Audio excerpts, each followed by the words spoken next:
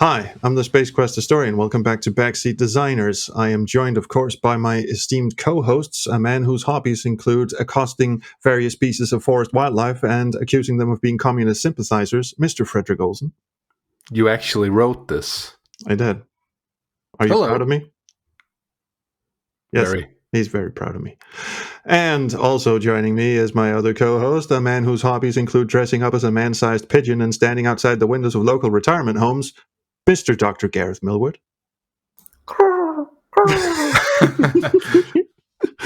And the topic for tonight's discussion, well, this has been a fair moment. Wait, hold on. I nearly let that go. Did you call me Mr. Gareth Millward? No, Mr. Doctor. Yes. I got both your titles in there. In which case we can carry on. You rancid pedant. Yes, so the topic for tonight's discussion is horror in adventure games, and it's been a fair moment since we've done one of these, or as you say, a hot minute. So we're not entirely sure how this works. And okay, fair disclosure, I'm the one who's not entirely sure how this works anymore. I'll just do the Gareth thing, lean back for 45 minutes, and then jump in right at the end. But we are joined, I should say, inconspicuously, what's the word? We are certainly joined by a man who is at present experiencing the horror of talking to us at 5 o'clock in the morning. Was it 6 or 5? I think it was 5. It was 5. It was 5. Oh, God. I'm so sorry. I was looking for a word. I was about to say we are joined unfortunately, and I thought, that doesn't come out right. Because it meant that he was the unfortunate one to be joined by us when it's been so long and I've forgotten how to podcast. What I'm loving about this is that it's 9 o'clock in Denmark right now, and we are clearly more tired than he is. Oh, yeah. 9 p.m. and it's 5 a.m. for poor Mr. Well, you might as well introduce yourself. You did a little horror game recently. He's Googling the name now. Hi, I'm Dave Lloyd. I'm on the podcast. Hello. Hello. Get to talk to you again, Mr. Lloyd.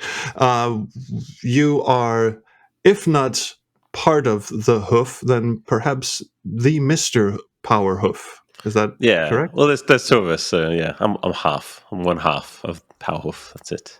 Are you Power or Hoof?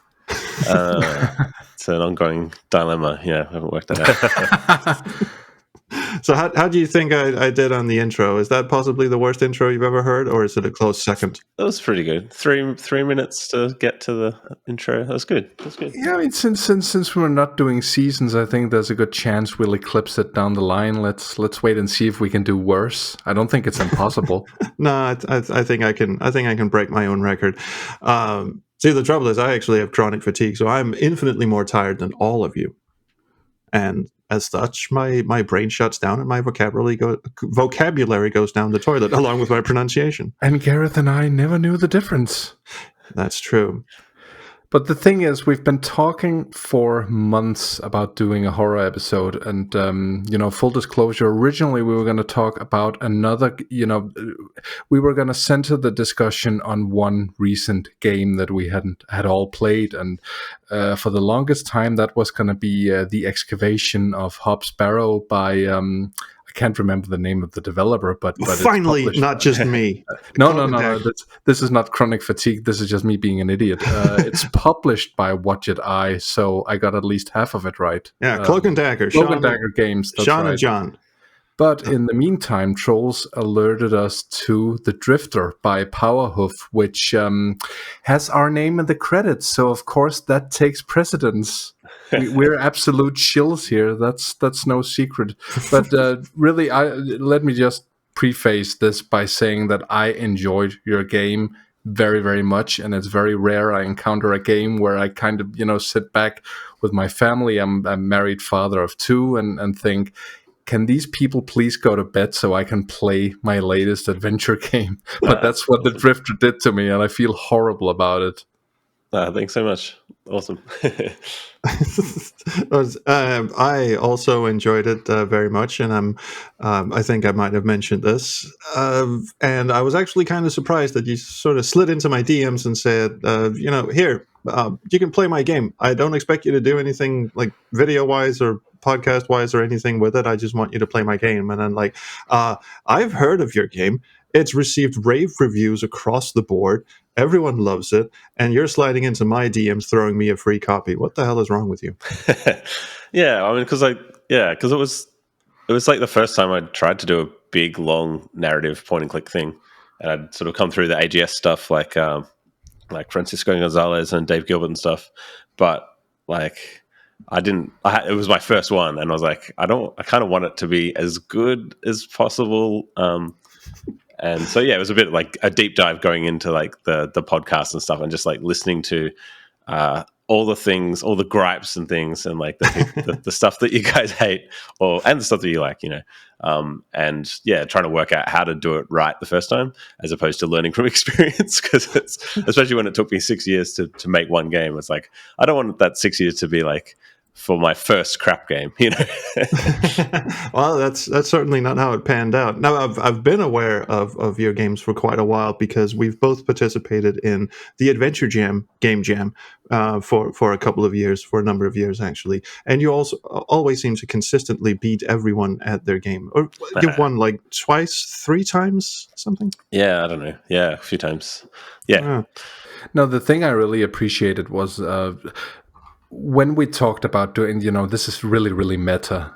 Sorry, trolls. When we talked about doing this this episode, for the longest time, we seemed to disagree on whether you can actually do horror in an adventure game.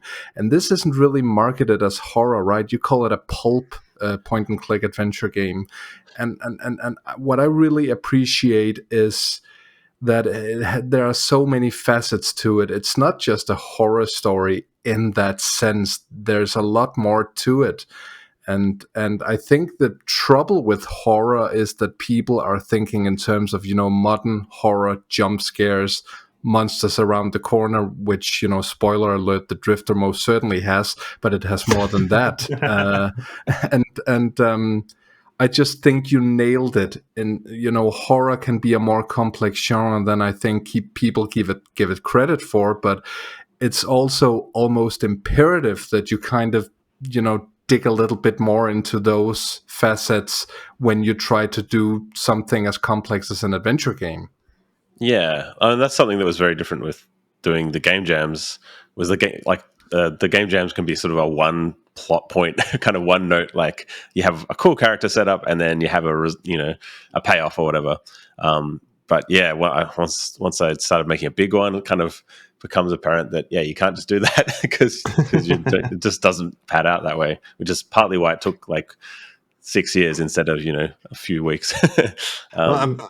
Gareth, go ahead. You haven't said anything for 10 minutes. Well, I like to lurk. I like to lurk and then see what happens. God, I've missed your squeaky chair. There we go. I will get a new chair. That sounds so wrong. It honestly just sounds like you're directing hardcore porn in the background. There we go. I will get a new chair. I promise. Well, he can't do that because they're introducing an age verification thing soon. So yes. You're gonna have to be 18 years of age to listen to this episode. Shit, I have to grow my beard out. Yeah. All right, what was your question? All of that stuff is true. So with all the money we're going to make off the back of this podcast, I can buy myself a new chair.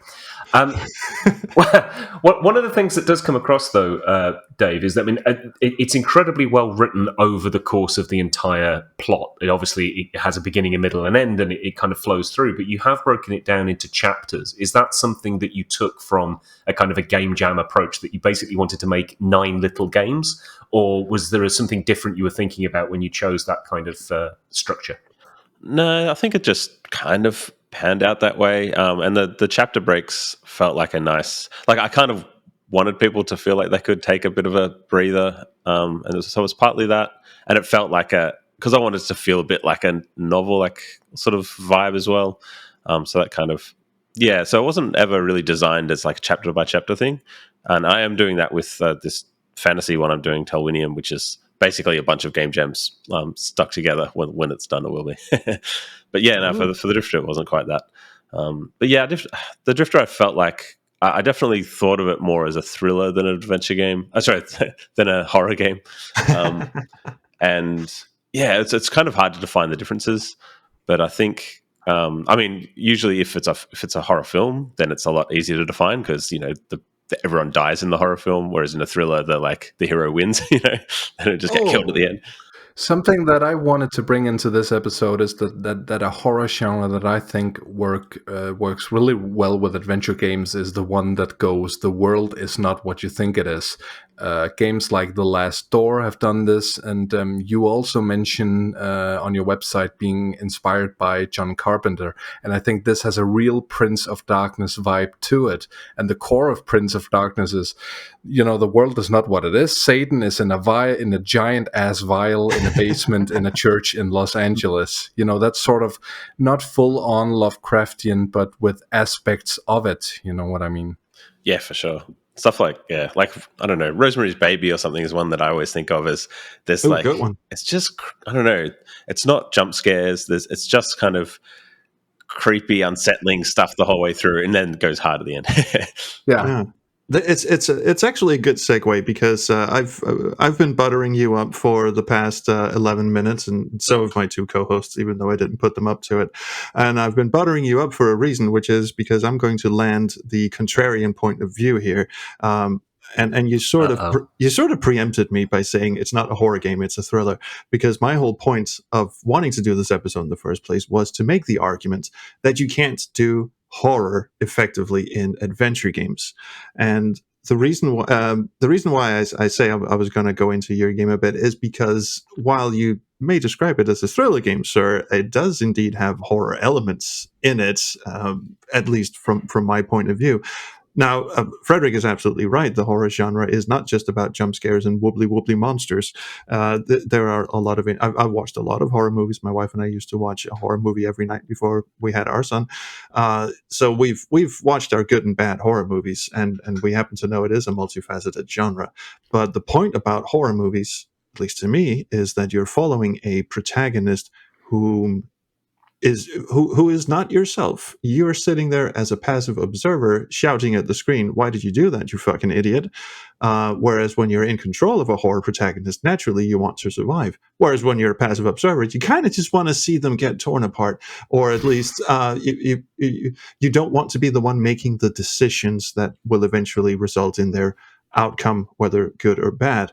And to do that in an adventure game, you're put in the position where you have to make those decisions. And here's where I tie it into the Drifter. While I concur that the writing was beautiful, the art style is beautiful, the music is fantastic, and the writing is exceptionally good, and the story absolutely had me gripped from start to finish, all of that buttering up is true.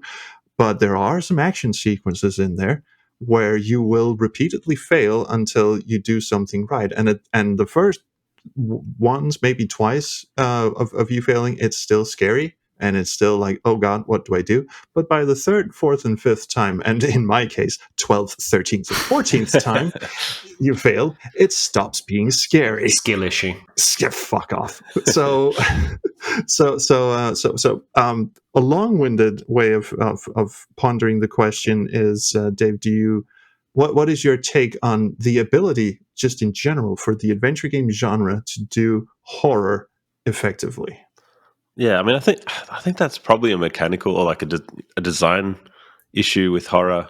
Like when I think of like probably the best horror game I played was Amnesia Dark Descent in terms of being scared playing it. And like I was terrified playing that. Like I started it playing it. I was like, oh, I'll get scared and I'll put the lights out and I'll play it with headphones on. And by the end of it, I was like, I can only play this with all the lights on and the sound turned down really low.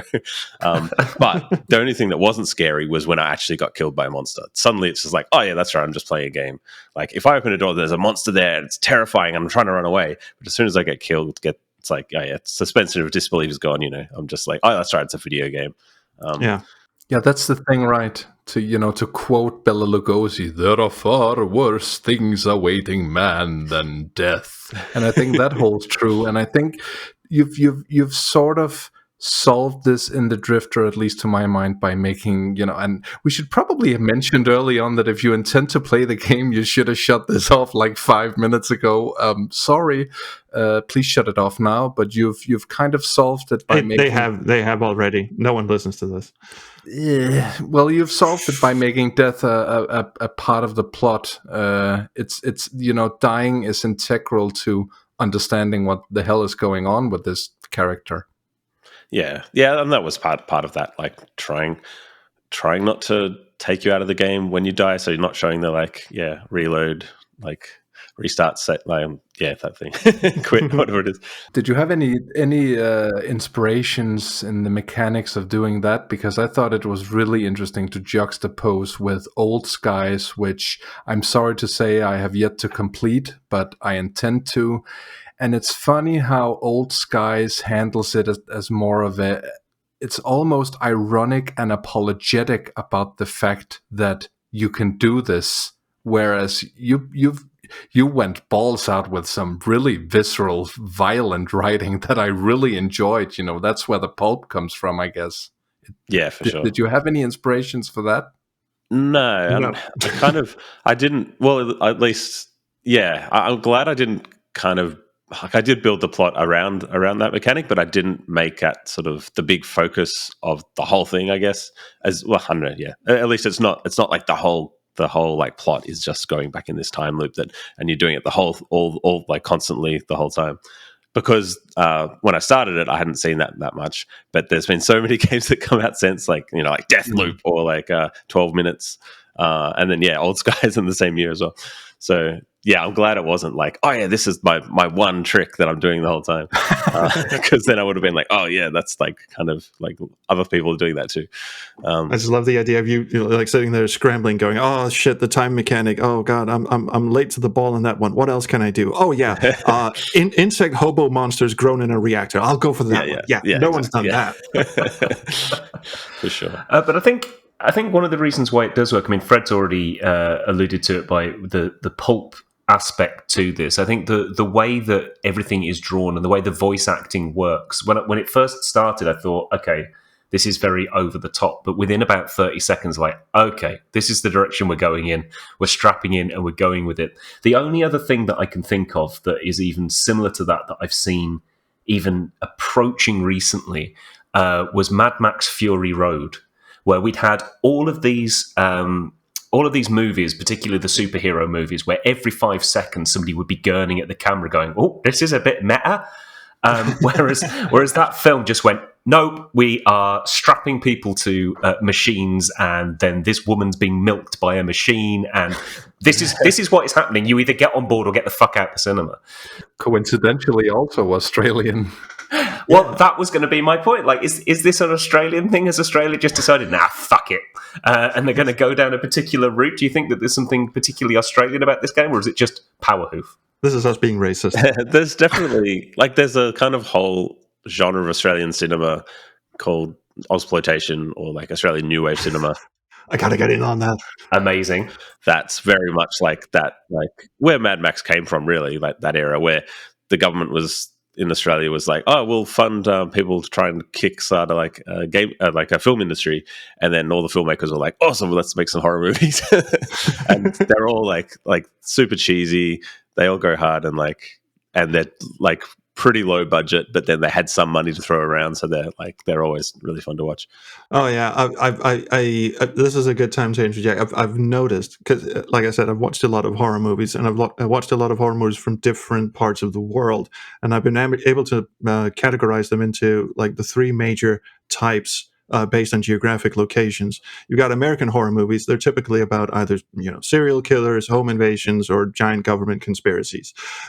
You've got European horror movies, which are usually more subdued and they don't have a lot of lighting, and but again, not terribly different from American horror movies. You've got Japanese horror movies, which are usually about the supernatural. There are ghosts or spirits or whatever. They're just terrorizing people. And then you've got Australian horror movies, which are typically about nature wanting to kill you. Now, that must hit pretty close to home, wasn't it? You're talking about The Long Weekend. Long Weekend. There was also one called, what was it called? Dark Age, I guess. Yeah. No, I actually had it written down. Give us a moment. Long Weekend's amazing. It's basically about like all the nice Australian animals like trying to kill these people who are camping, who are like trashing the bush or whatever. It's amazing. So basically just a weekend in Australia. Yeah. Yes. No, the one I was thinking of is called Uninhabited. It's a terribly received Australian horror movie that's about, a couple that arrive on a so-called uninhabited island. Turns out it's inhabited by all sorts of weird shit, voodoo cults and ghosts and all that. And they make it through the entire thing. Obviously, one of them gets killed. The other one staggers onto the beach at the end, her clothes tattered, covered in blood, and she goes, "Finally, I'm free." She steps into the ocean and then steps on a stonefish. And roll credits. I think it's ironic that you didn't. Well, you said European, but as we all know, Great Britain voted to leave Europe. I've been watching a lot of old Hammer films. Like that's my guilty pleasure, like 1950s to 1970s. You bring it up in every single show we do. Yeah, I do. But the thing is, I consider a lot of those a lot more literary. You can watch like a Hammer Frankenstein film that actually has no clear hero. Everyone's an asshole, and it's much like reading a novel. It doesn't really feature the "don't go there" thing. It's more a case of, gee, I hope this asshole fucking dies, which usually they all do. But I think that particular subgenre is interesting because I think that's where the adventure game arguably thrives. I really appreciate what the Drifter's doing with the action sequences that you mentioned. But when I thought about this particular episode, my mind went all the way back to like Bram Stoker's Dracula novel, which is interesting because the narrative is pieced together from diaries and letters and people recording shit onto wax cylinders and letters and all kinds of stuff. And it's not until fairly late if no one goes into Dracula blind nowadays, of course, but back then, if you had no idea what this was about, you could go a long way into that book before you realize, oh shit, this guy's a vampire, he's moving to England. And I would really like to see something like that done in an adventure game. To me, Dracula would be the ideal multi-character adventure game if the fucking thing hadn't already been done to death. You know what? I would really love to see us doing like an episode on children's games or an episode on edutainment games and somehow, and just count down the seconds until you somehow bring up Hammer horror movies again. Try me. Anyway, go ahead, Gary. Yeah, no, I was interested in what Fred was saying about narrative and who's telling the story, because this is one of the things about this game is that we find out very early on that the narrator, the main character, who often is reading out almost like from a pulp novel what he's about to do, what he's thinking, all these kind of things. We find out quite early on that he's also unreliable. So we're not entirely sure what's going on and what's not going on. I found that device to be particularly interesting. I wonder if Dave had stolen that from somewhere or whether that was something that he's been trying to develop for a while. That was something that was in the first game jam I did, the first adventure jam I did. This game Peridium, which was about this character. I guess it was kind of very much like The Thing. You didn't know if the protagonist that you're playing as was crazy or not. And he's talking about like these, like this stuff buried in the ice, like these sort of fungal spores, and he gets sort of, and then he starts having these like crazy episodes where the screen will just flash and suddenly you're hanging by the neck from the like with a power cord around your neck kind of thing, and you've got to cut yourself down. And that was also where I first kind of realized that I could kind of get a bit of that excitement like I have in those sort of action sequences in the Drifter. But yeah, the unreliable narrator there worked really well for like, I guess, for doing that thing where you are like playing as this character, but at the same time, you're kind of not the character. The character has their own motives that you don't know what they are. So I think you definitely can do that and it's so fun writing with the unreliable narrator. Like you just like write what they're thinking as opposed to the sort of, I guess, Sierra style thing of like, just like saying specifically what is happening from a third person, I guess, or like a second person or whatever it is. Yeah, this would not work with Gary Owens as a narrator. He could make it work. It is interesting. One of the things I really loved about the Drifter was how it subverts your expectations, not just because the main character is unreliable, and not just because you're not a cipher for the main character. He is his own person, and you're along for his ride. But also that all the supporting characters either start out evil for the most part or good, and at some point the game just, or the story just sort of flips them and goes, this is now the good guy, he's now on your side. And you keep pulling that trick with like the detective and the buckethead killer and all of that, right up until the end, where you come across Dr. Roth, who turns out to be the main antagonist. But at first he's another one where you've been told the entire game, oh, this man is pure evil, this man is all fucked up the walls, and he comes in and he goes, I'm actually the good guy, now here's why, and he makes a convincing argument, and you go, oh, the game just did it to me again, I'm on to you, game. And then right at the end he turns into Alien Hulk and tries to murder you. I mean, that's something that I feel is a horror trope that isn't utilized enough these days. It was utilized more in the old days, in, the kind of stuff that you were influenced by. Like, I'm not going to mention Hammer again, obviously, but because now I'm insulted. But a really good example is Dr. Loomis in the original Halloween films, who is at first very heroic, very sober scientist. And if you watch the original series, obviously the films get worse and worse, but that's, what it is, the blight of horror movie sequels. But the guy also turns out to be more and more off his rocker. And it's like, by the end of it, you're like, I don't trust Donald Pleasence with anything, let alone my life. So I guess circling back to how horror can work in an adventure game, we've discussed unreliable narrators. We've discussed characters that appear one way and turn into something else. And at some point you start, in a good way, not being able to trust the narrative, in a sense, like the narrative keeps pulling mind fucks on you. But I kind of want to circle back to this idea of survival in an adventure game, because honestly there have been a lot of really, really great horror stories told in survival horror games, which I feel is a genre that is more akin to putting yourself in the shoes of a protagonist.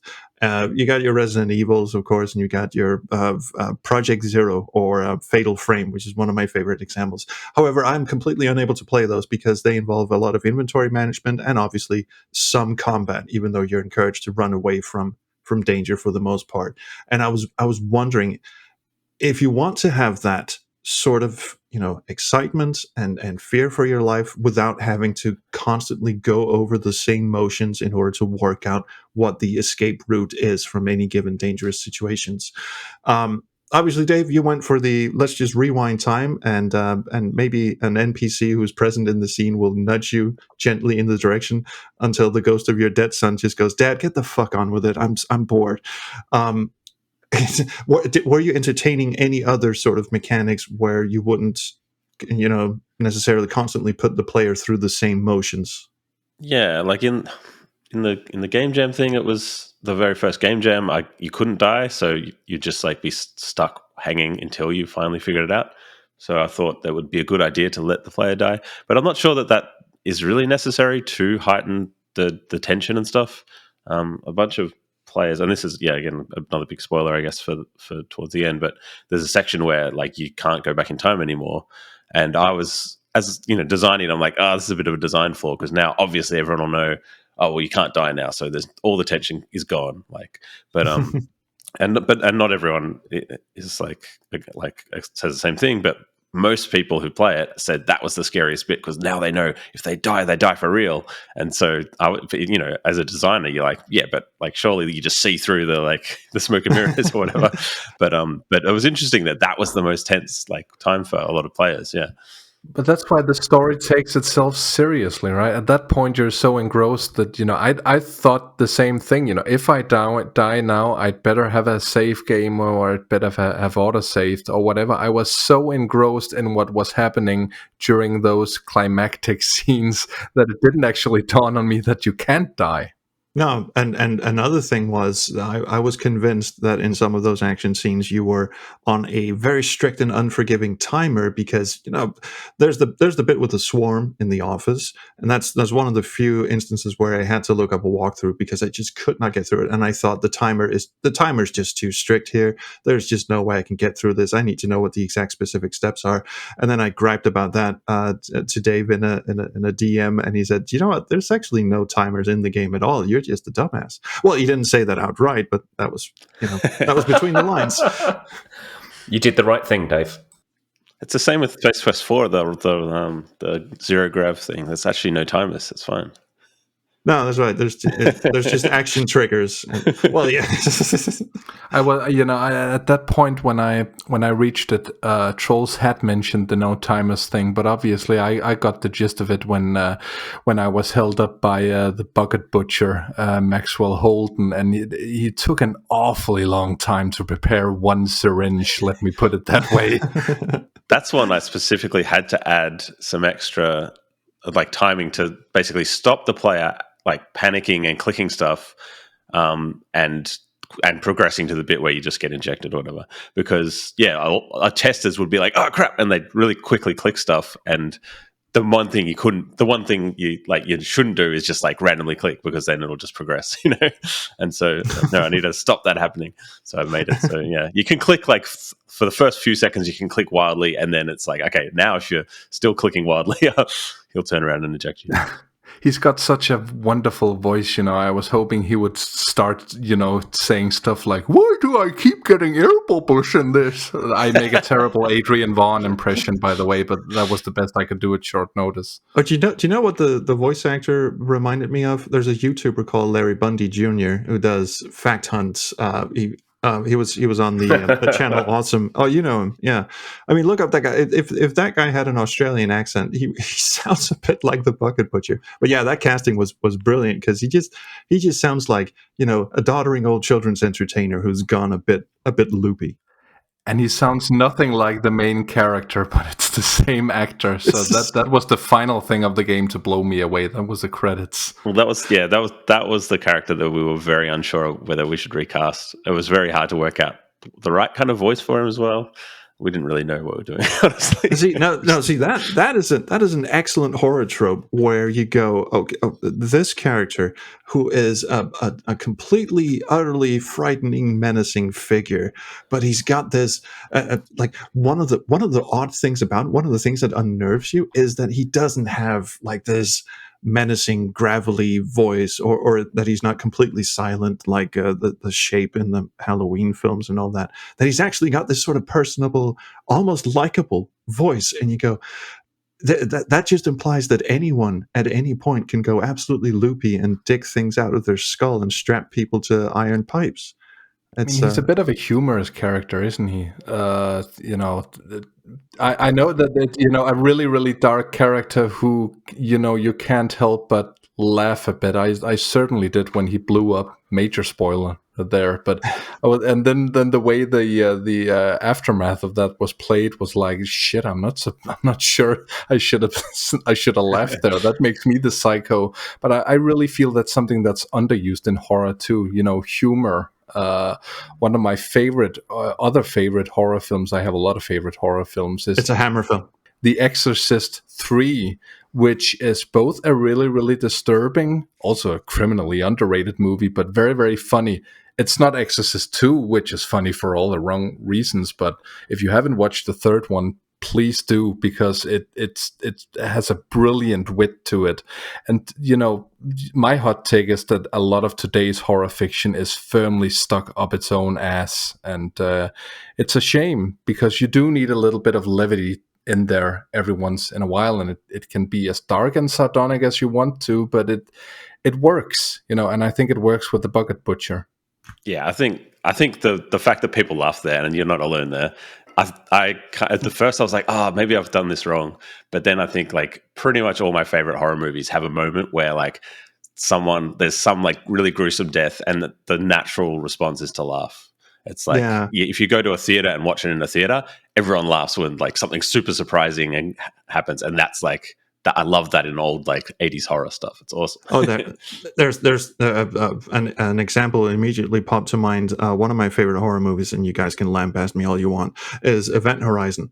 And there's one bit when they go into the spaceship, and there's a jump scare where a corpse floats in front of them, and they get the gravity going, and it falls to the ground, shatters all over them. There's blood and gore everywhere, and the corpse looks absolutely horrified. And one of the astronauts just goes, "Oh, a corpsicle." And it's just takes the tension off for just a brief moment until you realize, oh shit, we're still on a haunted spaceship. Yeah, perfect. So yeah, and I actually think, especially with that sort of dry gallows humor kind of thing that the Drifter employs, and obviously was one of my favorite elements of stuff like Beneath the Steel Sky, which also had horror elements, even though it doesn't appear to have that at the outset. Which, oddly, now that I think of it, is also based in Australia. So I think there's some connective tissue going on there. I mean, when I mentioned this in our group chat, when I got to the part where you start interacting majorly with the Bucket Butcher and you realize who that character is, that just gave me serious Beneath the Steel Sky vibes. That sort of voice, that sort of persona, which is deeply serious but also kind of wonky and funny. It's very much cut of the same cloth, and that's a big compliment to me. Yeah, was there any? I mean, I know Beneath the Steel Sky was not built in Australia; it was made by English people, but they did send you off to the colonies. So was there any sort of? That was another example of BSD racism. But is there any sort of inspiration from that sort of dry gallows humor going on with your style of writing? So, I mean, there's definitely a much bigger influence from British stuff and BBC in Australia, just because we like had that all on TV as we're growing up. So You're welcome. It's definitely a part of it.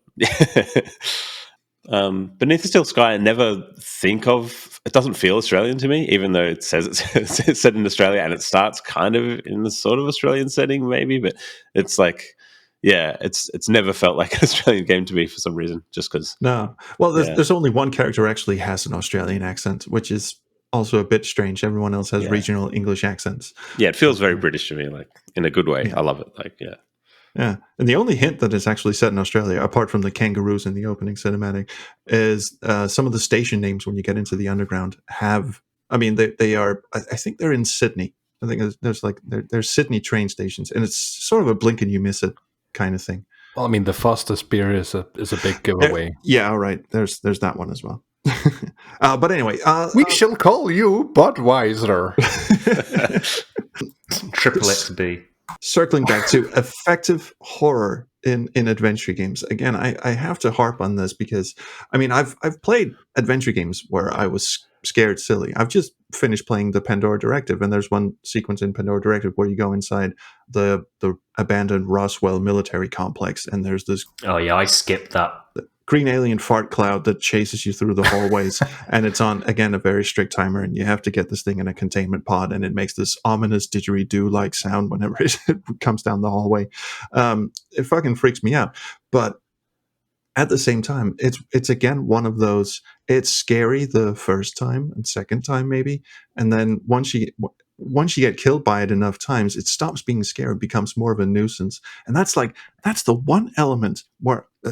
the basis of my argument why you can't do effective horror in an adventure game setting.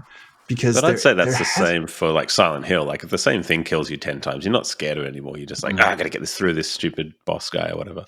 Yeah. Yeah, and I guess, doesn't that mean that watching the same horror film or reading the same horror novel, 10 times in a row means that what scared you will not. But I think it can make you giddy with excitement to a certain extent because you know that thrill is coming. No. I don't think stuff like the Space Quest for a Zombie is scary the first time. Actually, surprisingly scary for something in a comedy game. But he's a cyborg. There's a vast difference there. I hated that as a kid. I was so terrified of that happening. Well, I think what makes that effective horror is you don't know when that's going to happen. It's just like, I know at some point this fucking thing's going to come and scream at me. It's the thing that one of the things that definitely made the Drifter less horror and more thriller was like I'm showing the monster and stuff, whereas if I was trying to make it full on horror, I reckon I would just like not show this monster thing, or like I just show little hints of it, because that's always like building that suspense is where the scary stuff is. It's not showing you, and it's not killing you, because that's the bit where you laugh in a horror movie where the serial killer like does kill someone in a hilarious way. That's funny. It's it's before they've captured someone or before they've caught you. That's the scary bit, I reckon. Yeah. No, it's one of the things that I think works about the game in general, though, is that there are parts where it is tense, and then maybe the tension drops once you've experienced it a few times and had to try a few different things. But one of the other things that keeps the tension up and made me feel uncomfortable throughout the entire thing, which I think is part of the horror genre, was I could sort of tell at times the character's going to have to do something that I really don't want the character to do, like run away from his obligations or really let somebody down or do something that I really didn't want him to do. And sometimes he got just to that brink and then came away. Sometimes he did it, and sometimes there were different choices to be made. You're so British. No, the character had to say something rude to someone and you didn't really want him to do it. Well, I really did not want to do that, no. But I think... But this breaks etiquette. I can't abide it, but I can. I think that's one of the things that works with that sort of pulp genre as well. Is that there are, Frederick said it earlier, that there are scarier things than monsters sometimes, and I think that's one of the things that I think I will go back and play the Drifter, even though I know what the monsters are, because there are other parts of that tension. I'm sure there's other things that I'm going to pick up from it when I play it again. Yeah, one of the things that I find particularly interesting about rewatching horror movies, going against what Frederick says, if you rewatch a horror movie, it's not scary anymore. It's not necessarily the gory or the jump scares or the horrible stuff that we know is going to happen. It's when there's a theme to it, or when there's something that, like an underlying theme to it that disturbs you to the very core. Like let's say the Hellraiser movies, for instance. It's not scary that Pinhead shows up and sticks needles in people's faces. That's not the scary thing to me. The scary thing is that this person voluntarily went into hell and had spikes drilled into his head because he couldn't tell the difference between pleasure and pain. That sort of thematic thing of it, or rewatching Akira, for instance, where the scary thing is not that the dude turns into a giant bubbling baby monster at the end, although it is fairly impressive. It is the fact that he's been teased all his life, and he just has this overwhelming anger and rage inside of him that just causes him to flip out at the end. That thematic underpinning is what terrifies me and keeps me coming back to these sorts of movies, and why I keep wanting to watch them again and again. And I think with the Drifter, particularly, the whole bit about the monster, it looks very cool. The whole bit about the untrustworthy narrator who keeps screaming at the top of his lungs every time he rewinds, and all that. Those are interesting set pieces. But the thing that's going to keep me coming back to the Drifter is the whole thing about his dead kid. And especially that one harrowing scene towards the end where he's about to sit down in the machine and the ghost of his dead kid is pleading with him, "Don't erase my memory." I was like, shit, fuck me, that is so good. That's like the core of that game to me.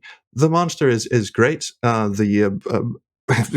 the weird insect monsters inside a reactor is a cool set piece, and the dude turning into the Hulk at the end looked really cool. But that one scene where there's just the ghost of a dead kid telling you not to erase his memory, and he's just a figment of your imagination. But that was just so good. Chef's kisses to that one. There's the thing in horror movies where there's like the kitchen scene that's always at the start of the movie, and that for me is always my favorite part. Like of horror, or like, I don't know, it's not my favorite part, but it's like, I always love that bit where you just get to see the characters sitting around the kitchen table, and something horrible is going to happen at some point. But like, yeah, that kind of just grounds everything, and yeah, it's a great trope, I think. Yeah, so I think if you're going to build horror and tension, let's say in an adventure game genre, where again the trouble is not building suspense and tension in an adventure game. Gabriel Knight has done that fantastically well. A lot of horror movies, Pandora Directive does it really well the first time you walk into the Roswell complex and all that.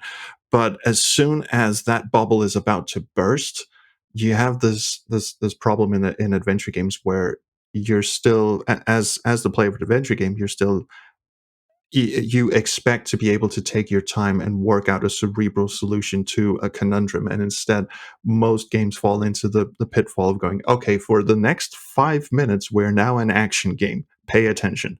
So I think an effective way of building tension and horror and eventually having that bubble burst without resorting to action sequences and time sequences and all that. Not a jab at you, Dave. Would be to have these thematic underpinnings that invoke pure dread. And one of the things we talked about in that Fateful DM was body horror, where you have where the horror isn't an external force trying to kill you.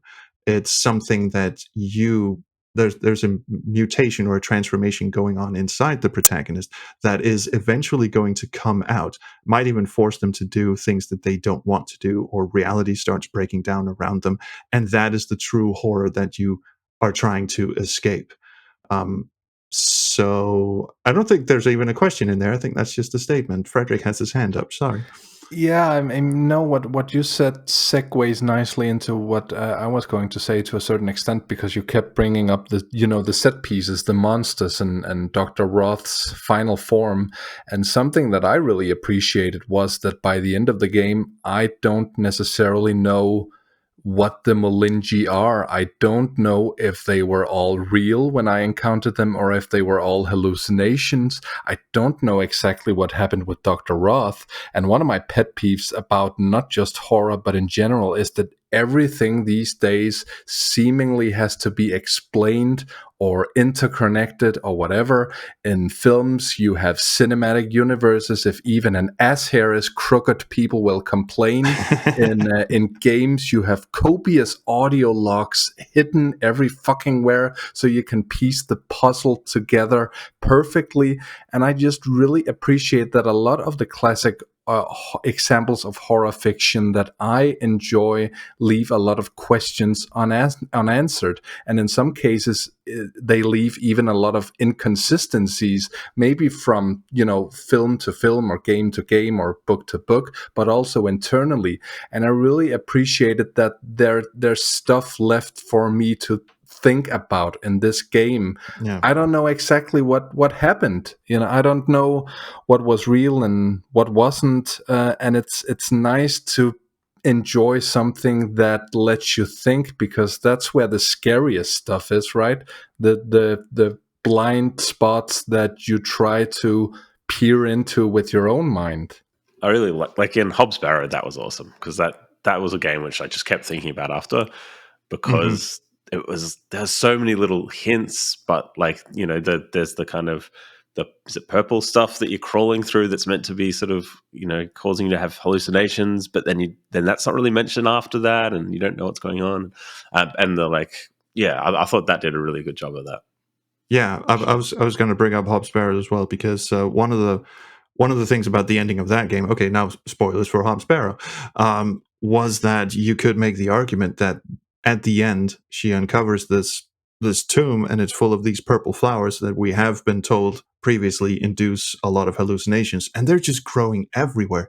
So she could be hallucinating the entire thing with the final temple and the demon and all that shit, and at the end, and then there's that emotional thematic underpinning of her wanting to be Daddy's best friend and wants to continue his legacy, and at the end she just ends up bashing him over the head with a vase because the demon told her to.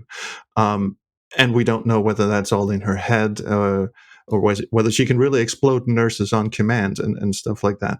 That's why I would keep going back to Hobbs Barrow as well. And also because for a game that actually does have a big bad monster at the end, they chose not to show that. They just had a bit of growling and a scared face, and that was it. But it's also interesting that one point that we talked about internally in the BSD group chat about that game is that, I don't remember the story entirely now, so you guys will have to fill me in. But as far as I remember, the big reveal, here are the bad guys, here are what they are going to do to you, and this drunk guy listened in on all of it, and he's going to tell you, that was brought into the game fairly late due to tester complaints, and Yeah. it's definitely the weakest point of the game. So whoever suggested that, shame on fucking you. No, seriously, you should be ashamed, because if you had Hobbs Barrow is very evocative of the Wicker Man, the original Wicker Man, not the bees Not Wicker the Man, bees. which we shall not talk about here further. But if the Wicker Man had such a scene where the bad guy turns up and explains the plot in agonizing detail, it would have just landed on its ass. And it's such a shame. And I really, really wish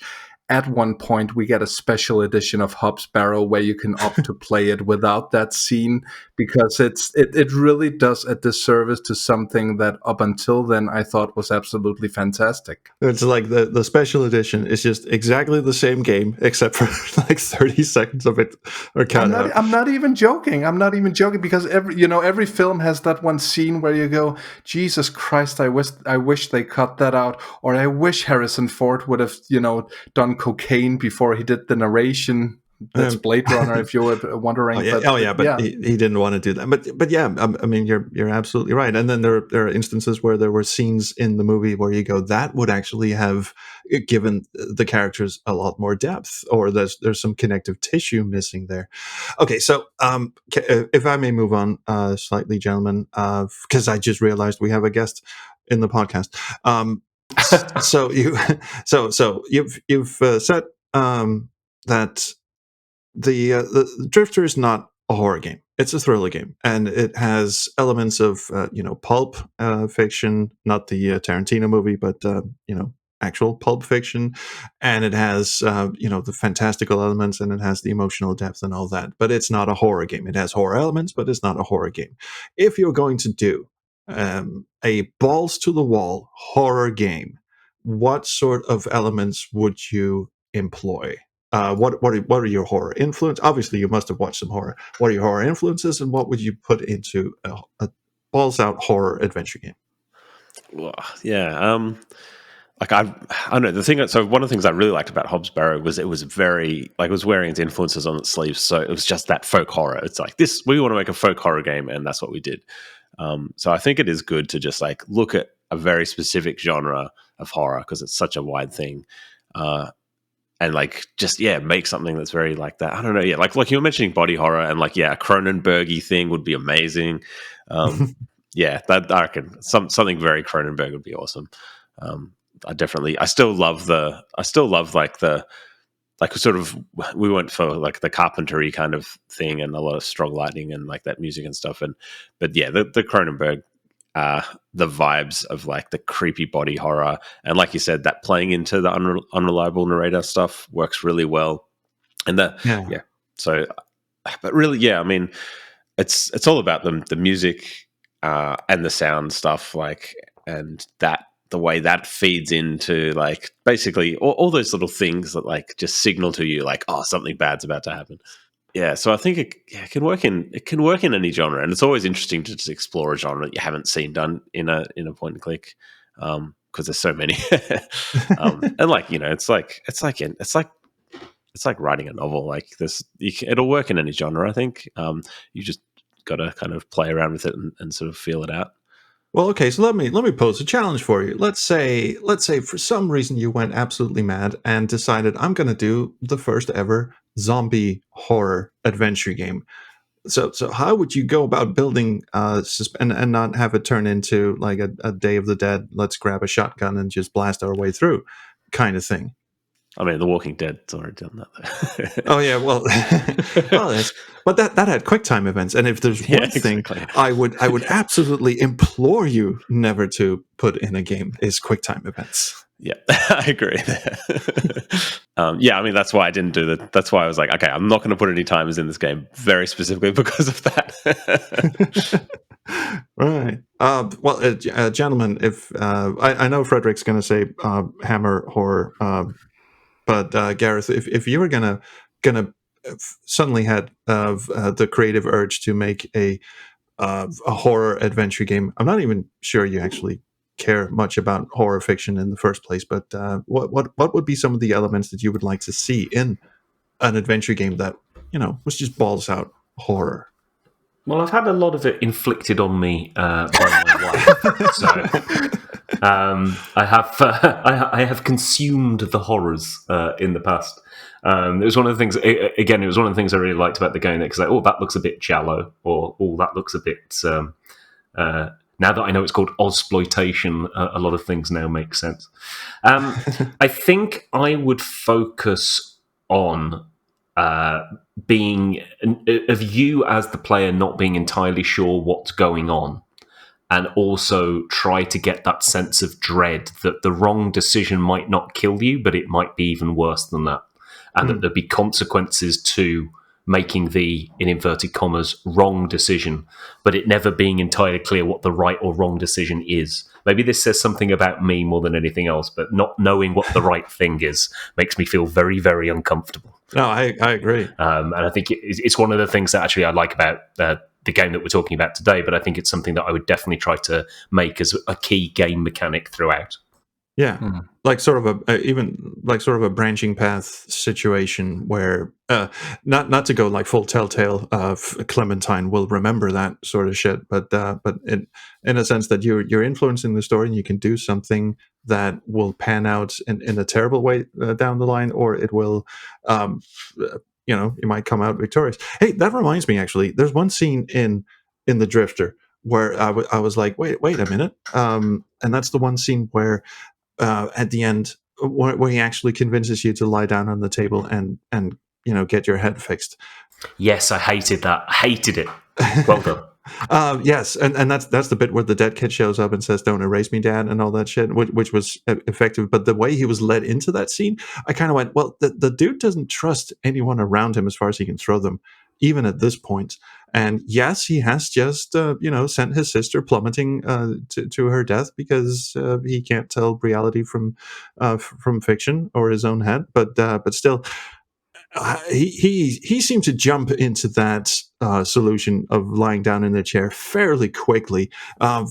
Could you talk us through what the apart from having pushed his sister to the death, what was the motivation for him, and why wasn't there an alternate option where he could just go, "Fuck you guys, I'm gonna see if there's an alternate solution to this. I'm gonna throw myself off the balcony and arrive 15 minutes earlier and just simply see if I can do something differently."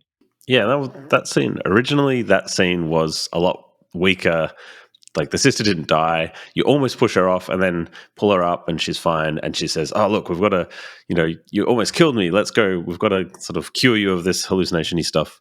And that didn't work. Like, so it definitely needed like something that there was no way to fix, like she's dead, and like that's bad. We need to stop that from happening. So that was the reason. But I was wondering because he doesn't trust Dr. Roth, and so lying down on that table would. I mean, how does he know he's not going to scramble his brains? He definitely. Yeah, he doesn't. You're right. Yeah, like he doesn't really want to do it, but I had to give a reason for the player to do it, and I guess there's no other way to save the sister at that point. She's already dead. So, I mean, what could he lose, right? Well, yeah, that's a good point, I guess. And then it was actually interesting. So later on in the game, Roth sort of does it. Says his piece, and you're supposed to be there to stop him, but he's like, "Look, we can make all this right. We can just go back in time and fix it all." And that's a time where I do actually give the player a choice. It's probably the only. It's not really a branching thing, but it's one of the only kind of things where you can do it either way. And it's because it was kind of a bit of like the character's critical choice. Do they want to keep trying to change their past and stuff, or do they want to accept what's happened? I'm curious what you did in that part.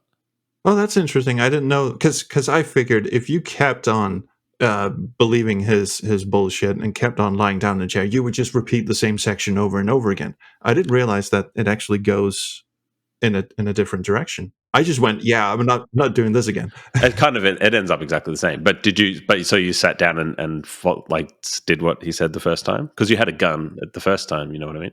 So you can just shoot him, like try and shoot him straight away. I did that. I did. I shot him, and then he snapped my neck, strapped me in the chair, and shit went south. And then I came back and I went, well, if I try to shoot him again, even though he's saying, oh, we can go back even further, I just said, nah, fuck it. I'm just that's right. Try something. So you a lot of people follow along and just do what he says, and like he's like, "Oh, come on, get in the machine, we'll make everything better," and then they sort of go, "Okay," and like go along with it. All right, this time. So it's quite interesting to see what people do. So yeah, This time it'll be fine. So yeah, you were like definitely like, "Nah, cool. I've got a gun. I'm not listening to you." Yeah, I think I did that too. Yeah. The first time I tried to shoot his ass, and then the second time I was like, "Yeah, I'm not going through all that again."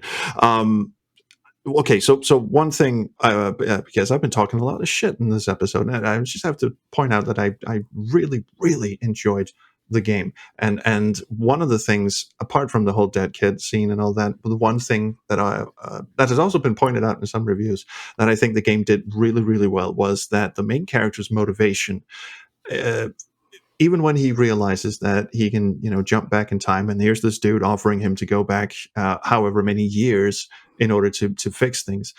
Even at that point, the main character is just like, there's no way to fix what caused my trauma in the first place. So what I'm going to do is I'm going to go back and just simply unravel everything. I'm going to make sure I don't meet my wife and I don't even have the kid in the first place. There's no like going back and fixing things or being there for your wife and just being a good family man and redeeming yourself. He's just like, no, I'm just going to nuke this shit from ground zero. And I thought that was an interesting sort of, you don't typically expect that from a character who is obviously going through some sort of character arc. Like he has to learn how to live with his past and all that shit. And yours just went full on nihilistic. Nope, fuck it. I have all this opportunity in the world. I'm just gonna fucking nuke the site from orbit. It's very Babadook, which is also Australian. Let's not deal with our grief. Let's shout at our annoying kid until our grief manifests itself as a giant ass monster and scares the shit out of the viewer, which is what it did to me. Yeah, I'm on board with that. Yeah, that was a good one. And until I think there's the Babadook was really, really, again, it was one of those where the tension just keeps ramping up. That bubble just never actually pops until right at the end when the thing shows up and they defeat it by shouting at it a lot. And I thought, damn it, if only you had. You can only, you can't win every time. It was a really, really good movie up until those final 5 minutes. Oh yeah, absolutely. And I suppose one of the things I also really appreciate about the Drifter is that the bubble always seems to almost be about to pop, and it just keeps building and building. I think if anyone is listening to this and wants to take away something from a person who admittedly talks way too much and really incoherently, but has watched a lot of horror, if you're building a horror adventure game, one thing I would suggest is keep the bubble ever steadily growing, and if you can somehow manage it, don't pop it at the end. Just leave the player hanging with that enormous sense of dread even after the end credits roll. And I think the Drifter came very, very, very close to that. It did pop the bubble at the end, which was, but it had a satisfying conclusion. So I'm not even mad about that. And I thought it was an excellent game. And it had fun doing it. I mean, going back to the Babadook, the gravity of everything that came before, the ending cannot quite sustain that, and it would probably have been better to end it without that denouement. The Drifter has fun, and it's almost sort of a buddy cop ending. You know what I mean? It's like let's go get ice cream ending, basically. Yeah. And at that point, that was like, whew, great. Okay, tension relieved finally. So I didn't mind it. I thought it was a great little touch that was very, very reminiscent of some of the influences that I could pick up in this. That was definitely looking at thriller, at how thrillers work, and seeing, you get the payoff in a thriller of like things wrap up nicely and neatly, kind of, which you don't get in horror. In horror, it's like, Freddy comes back right at the end, like whatever. It's still dreaming, or whatever. That's the very tropey like horror thing, which I love as well. But it was interesting, like seeing the differences and how they work when I was like researching kind of how these stories work. It's cool. Yeah, and I was going to bring up the point that I can say this shit because, as we've established, the Drifter is not a horror game. Has horror elements, but it is fundamentally a thriller. And I think you did wrap it up in a very nice way, in a very neat little bow. And it had a very like 1980s action thriller-ish ending where everyone can breathe a sigh of relief and the main character has actually completed his character arc instead of leaving all the little threads dangling and all that. I'm just saying, if you're going to build a balls out a horror game, never pop the bubble. Can I say which horror franchise I would like to see turned into an adventure game? The Thing. Because it's not Hammer. Well, not The Thing, because you've tried writing that and it never gets off the ground. No. Well, how am I going to get the rights to a John Carpenter movie? The guy gets stoned regularly. I think he's pretty affable and approachable. He's just going to hand off the rights to some idiot Danish guy who has never published an adventure game in his life. Stranger things have happened. No, really, I mean, a couple of episodes back, we were talking about Doctor Who adventures, and another character that predates Doctor Who, actually, that the BBC also did, is Quatermass by Nigel Neal, which is kind of a precursor to Doctor Who, but earthbound. So this scientist who always seems to find himself in the midst of societal collapse or an alien invasion or a grisly body horror because one of his astronauts that he sent up into space comes back and he's not all well, not going to spoil everything. But that's what I really appreciate about old sci-fi and horror, apart from the stuff I've mentioned, is the leisurely pace. People can only run so fast. The clock can only tick so fast. And these are paced very leisurely, which I think would just, work very well for an adventure game. The invasion is right around the corner, but we've got time for a cuppa, if you know what I mean. Do you know what? That's actually one of the things I really I was impressed with the Drifter, is because, like you say, adventure games ease you into things, and horror typically has. I mean, we mentioned Rosemary's Baby. Nothing happens in that goddamn movie for an hour and a half until it just goes absolutely bonkers at the end and leaves you going, "What the fuck just happened?" And that stays with you. One of the things that really impressed me about the Drifter is, instead of easing you into it like Hobbs Barrow did, like easing you into it, it just goes full tilt right from the start, and it never lets up. Yeah. That was really, and having that sense of urgency in a point and click adventure game that's typically known for its leisurely pace. Hot damn, Dave! I don't know how much cocaine you did when you were writing that first third of the story, but you just went bonkers, didn't you? Yeah, I wanted to go hard, basically. And it was definitely like subverting the sort of the slow pace point and click trope as much as possible. But that probably came out of doing the game jams, honestly, because those were so short, and that they were like, things happen so fast in those because there's not much time, So I think that probably helped in terms of like how I was able to pace it. Yeah.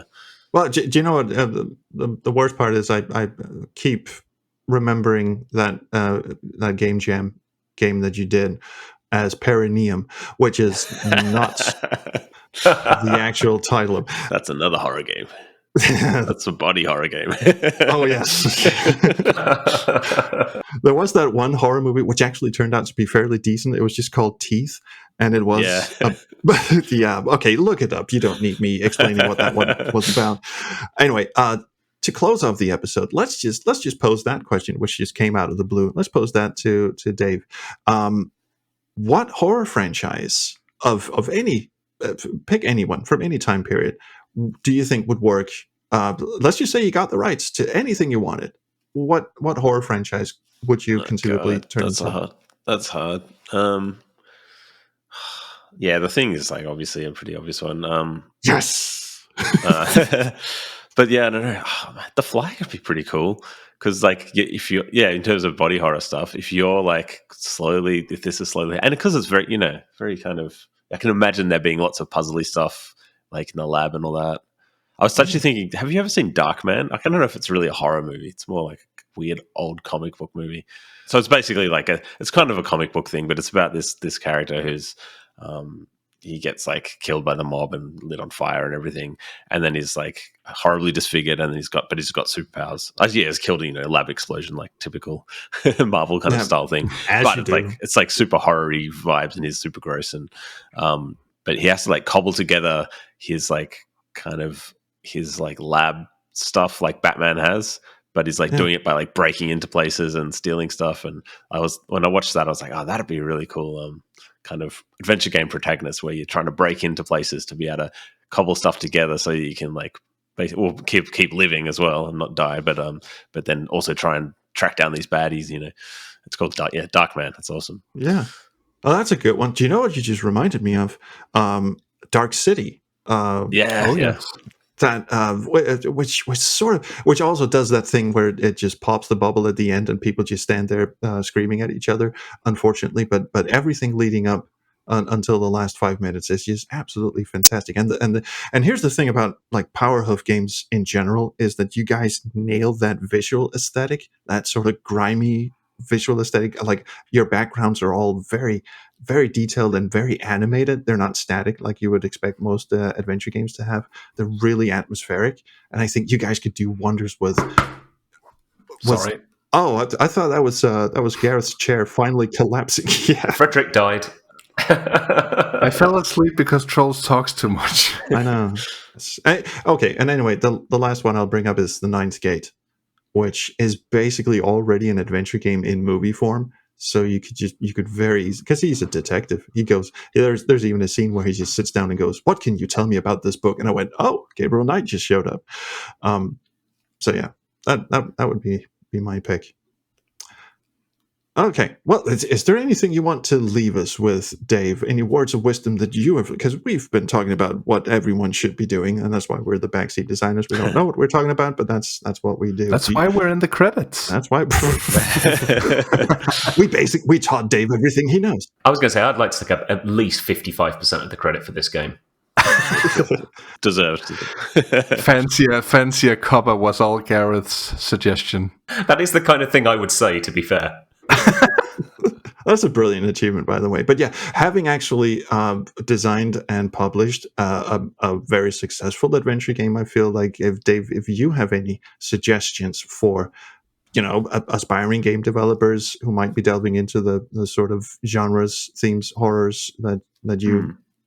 I mean, I think that one of the things that I think worked really well was just like, going hard on everything and not like pulling punches, and sort of, I think trying to think of stuff that would make you kind of go, kick ass, that'll be awesome, like, and try and stick that in somehow. And that's what kind of, I think that worked really well for this, and that's what makes it really pulpy. Not trying to make a literary fiction classic. I'm just trying to make something that's like a page turner. So that was what I was going for, and I think that's partly why we kind of like the older adventure games as well, because they're kind of all doing the same thing. They're like an old adventure novel or something that's really written for like teens and young adults. It's not necessarily trying to be high art or anything, but you can kind of sort of, there's still a lot of art that goes into writing the cheesiest horror stuff, I think. So, you can get plenty of that. Yeah. So what I'm hearing you say is don't second guess yourself, and don't go too highbrow, because then you'll end up like fucking Harvester, which purports to have this grand meaning about things and just looks fantastically goofy. Or I Have No Mouth and I'm a Scream. I was about to say that. And don't be too bitter, because then you turn into Harlan Ellison. Yeah. That's good advice. Thank you. It ends up cheesy either way, so you may as well go for cheesy. There you go. Love it. Well, that's absolutely fantastic. Well, thank you very, very much for joining us at this ungodly hour in the morning for you. We really appreciate that. Yes, absolutely. Thank you. Thanks for having me on. Hey, it's our pleasure. Go buy The Drifter if you haven't already. Go buy Hobbs Barrow and any adventure game that actually does this well. Don't buy Harvester. So, where can people find you on the internet, Dave? Good question. Powerhoof.com, I guess. Dave.powerhoof.com on Blue Sky. That's good. We've got an itch.io page which has got lots and lots of like adventure games and stuff on it, like all our jam ones and stuff, which I'm equally proud of, even though they took like the tiniest fraction of time to make. Powerhoof, just Google that, I guess. Yeah. And actually, do go play Perineum. It's a very good game. Sorry, what was the actual name? I forget already. Peridium, yeah. Peridium, that's the one. Paradigm is good too. Yeah. Oh, yeah. Also Australian. Also Australian. Yes. You could consider it horror in some ways. I can tell you this: it'll never be in a bundle. No, absolutely not. Never. Man, that's a callback. That's a very good That's callback. the first episode I ever listened to of you guys was Sean like going on a rampage. It was great. That's what got me into it. Talk about not pulling any punches, man. That dude went full tilt right off the bat. Yeah, I mean it's funny because I digress a bit, and we're supposed to wrap this up. But it's very funny you should say that because a couple of years ago when we attended our first Adventure X, there was this developer whom I talked to a bit, Joel Meyer, who was also a fan, who mentioned that very specific episode, and he just mentioned how appreciative he was of the fact that we let Sean roll with it, and by the time of the next episode, we'd noticed that they'd done this itch.io bundle of Quest for Infamy and Order of the Thorn, and we just ripped him a new one, and he loved that. Yeah, it wasn't his decision. Was his? No, I think I remember the quote fairly well when you told me it was. I don't know what the hell that itchy balls site is. That's all Stephen Alexander's work. It was just like he goes on a 2-hour tirade, and then the next day, Steve wakes up and just goes, "Yeah, do you know what? We should make a." See, that's the problem with having a partner that's a few thousand time zones away. All right, so wrapping this thing up in some sort of coherent fashion, we do have an RSS feed if you want to listen to us on the go. You don't have to go to my YouTube channel to do this, although you can if you want to. The RSS feed, if you're watching this on YouTube, the RSS feed is in the description. I have no idea what it actually is, and it's probably a very long one. But you can just DM me on Blue Sky or Mastodon or whatever, and I'll send it to you. Yeah, because apart from that, we're Luddites, and we don't really have a social media presence as backseat designers anymore, do we? No, we don't. And also, this bears mentioning, we used to have a website. Gareth, what happened to our website? Oh, that's a real horror story. Yeah, that's the horror story. Sorry, we cut you off, Professor. What was the deal with the... I'm afraid he can't hear you. No, his chair fell apart, finally. So yeah, the audio quality is really bad here. I can't hear what you're saying. Yeah. So anyway, yes, if you found and actually listened to this episode, good on you. And if you want to listen to old episodes we did used to have a YouTube channel. You can go to youtube.com/backseatdesigners and listen to old things. Don't listen to season 2. We're not proud of that one. You had to mention it, didn't you? Of course, every single time. Like you mentioned. Well, I mean, if you want to watch body horror. Yeah, exactly. Because we did video in those days. Yeah, 2 drunk people shouting at each other for 2 hours. That is pure body horror. You never know where it's going to go. Twists and turns every way. Yeah, just like you mentioned Hammer horror movies in every episode, I'm going to bring up season 2. That's the payoff. Deal. Okay, so enough talk. The thing I bring up every episode isn't. The thing I bring up isn't Hammer. It's AI, and I just realized I haven't mentioned it during this episode. Right. So AI. Yeah, fuck AI. Anyway, say goodbye, Frederick. AI. No, goodbye. I'll work on this. I'll come back later. Right. Say goodbye, Gareth's chair. Jeg boller en studerende. Say goodbye, Dave. Too right. All right. Thank you, guys. I'll see you in the next one. Bye.